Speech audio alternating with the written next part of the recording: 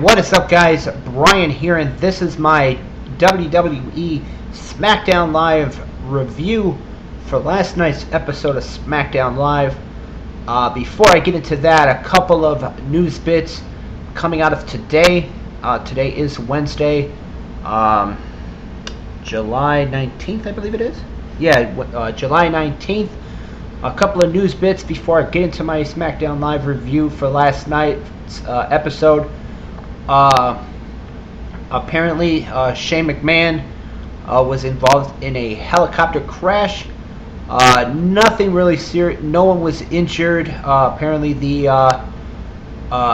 pilot had to make a emergency landing in water of the in somewhere in Long Island, I believe it is, in the waters in Long Island. Luckily, everybody is okay. There was no one hurt. There were two passengers, I believe, from what I read, that were one was SmackDown Commissioner Shane McMahon. There was I believe it was the pilot, or it might have been there might have been two passengers on that helicopter, but all of them were wearing life vests. So that was, that's a good thing to hear, that no one was hurt. So that is one news story coming out of today. Another news story also coming out of today is regarding the Paige and Alberto El Patron situation. Of course, I believe it was a few weeks ago, there was an incident at an Orlando airport involving Paige and Alberto El Patron. There was something about domestic violence or something along those lines. There have been conflicting stories as to what happened. There was reports that Alberto at that time was being investigated by police. Then Paige got on Twitter and said something about, was talking about it, how she said it was her, she was the one being detained or investigated by police. Well, now today, coming out of today, apparently the Orlando Police Department detectives have found cause to charge Paige with battery, and they're giving all their findings to the state's attorney's office, and the state's attorney will decide whether or not to charge Paige with battery. So that's another thing to keep a lookout as far as news. The other one, the third story of today, was the news that Brock Lesnar may be returning to UFC as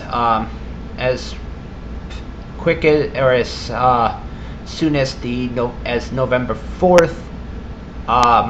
Apparently, Brock Lesnar and Paul Heyman, his advocate, were at UFC headquarters, and this was according to ProWrestlingSheets.com.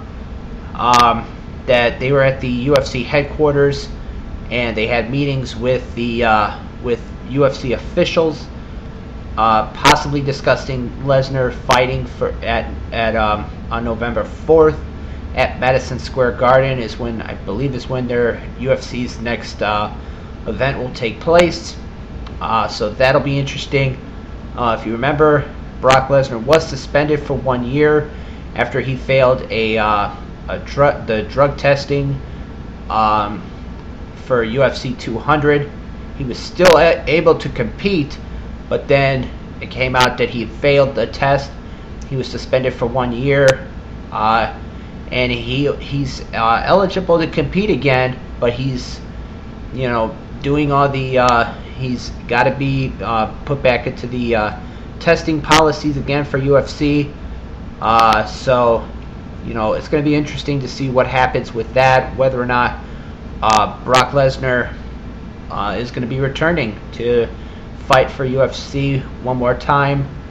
I know they said his, according from what I'm reading here, according to ProWrestlingSheets.com. Lesnar's contract with WWE ends after WrestleMania 34, and he's apparently re-entering the testing pool. And maybe he'll decide that he wants to go back to UFC. Who knows? But that is another big story coming out of today. Any news from what I said here on this video? If you want to see what I'm talking about, ProWrestlingSheets.com, or where I get my news, or any news stories that I see, as far as because I like to keep up with any wrestling news. I go for either lordsofpain.net or 411mania.com/wrestling or they have news on there as well, as far as headlines are concerned. But getting into last night's SmackDown, of course it was the go-home show before their big pay-per-view coming up on Sunday, Battleground.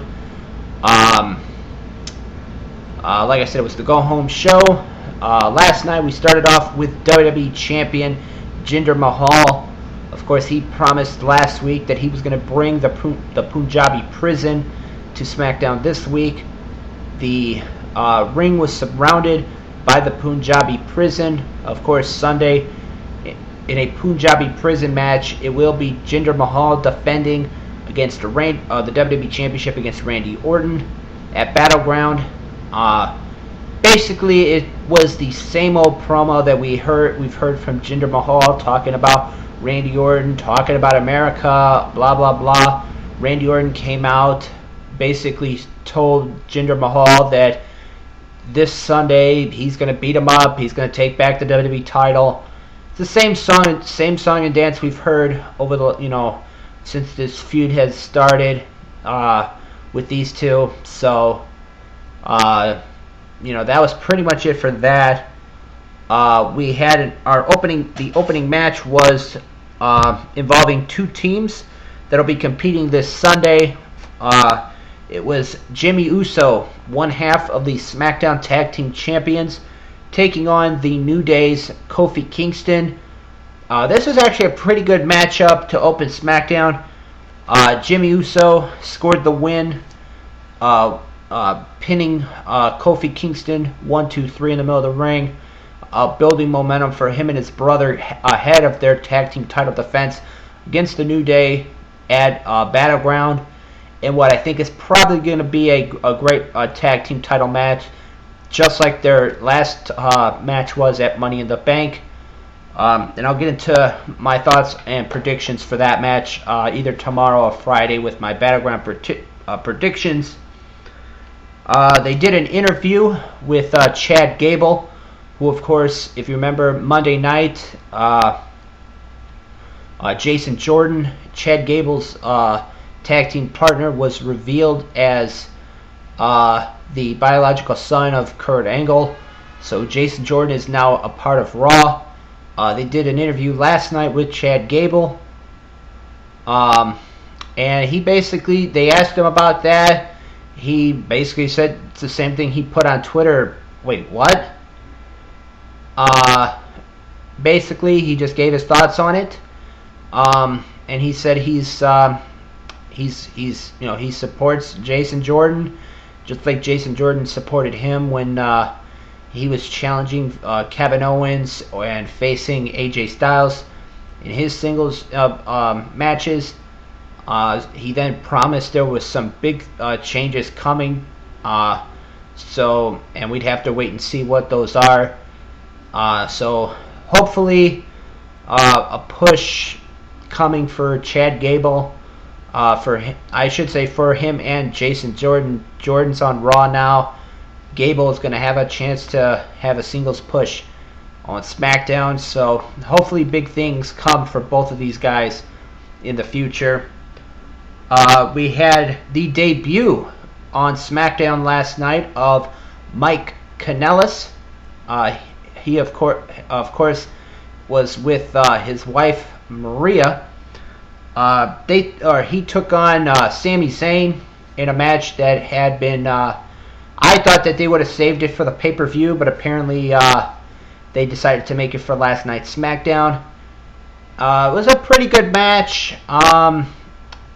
Mike Bennett won because Maria ran in the ring and stood in front of Mike as Sami Zayn was trying to finish off Mike Kanellis. And that allowed, after Maria left the ring, that allowed Mike Kanellis to hit a sucker punch and then hit a Samoan driver on Sami Zayn to pick up the win. So a big debut victory for Mike Kanellis over Sami Zayn. We had a John Cena promo talking about Battleground and the flag match he has against Rusev this Sunday. Really nothing exciting. It ended with Rusev and him fighting, Rusev locking in the accolade, and then standing over John Cena with waving the Bulgarian flag. So I mean, this segment was really nothing special to see. We had Becky Lynch taking on Charlotte Flair. Both of these women are going to be involved at Battleground Sunday in that fatal 5-way elimination match to determine who's going to face Naomi for the SmackDown Women's title at SummerSlam. This one was actually a pretty competitive matchup. Becky Lynch picked up the win with the disarmer. Second week in a row, Charlotte Flair has lost. And Becky Lynch, with this win, builds momentum going into that fatal 5-way elimination match on Sunday. They then were laid out. Both Charlotte and Becky Lynch were then laid out by Natalya, who then got super kicked by Tamina. And that was pretty much it. For this that whole scene as far as the women's division is concerned. They had the main event, or before I discussed the main event, they had a Fashion Files segment with Breezango. They received a message just like they did before Money in the Bank that Sunday at Battleground they're gonna find out who trashed their office. I think it was trashed their office. So we'll have to wait and see what happens at Battleground involving that whole story. And that brings me to the main event of SmackDown last night. It was AJ Styles, the United States Champion, teaming up with Shinsuke Nakamura to take on Kevin Owens and Baron Corbin. This was a very good tag team match to close SmackDown last night. The heels actually picked up the win. Kevin Owens and Baron Corbin picked up the win in this one when they used some not a cheap tactic but a shady tactic. We had Baron Corbin got knocked into the corner by AJ Styles. Kevin Owens made a blind tag. Styles was going to go for the Styles Clash on Corbin, but Owens came in with a super kick and then hit the pop-up powerbomb and scored a big victory over AJ Styles in that tag team match, going ahead of their match coming up at Battleground, which I'll get into tomorrow. But overall, my thoughts on SmackDown last night. I thought it was a solid show. I thought the second hour better than the first. Obviously, it was a very good build-up for Battleground Sunday. If you guys watched SmackDown last night, let me know what you guys thought of it in the comments below. I thought it was a pretty solid show. So with that being said, this has been my SmackDown review for last night's episode. As always, I am Brian, and thank you for watching.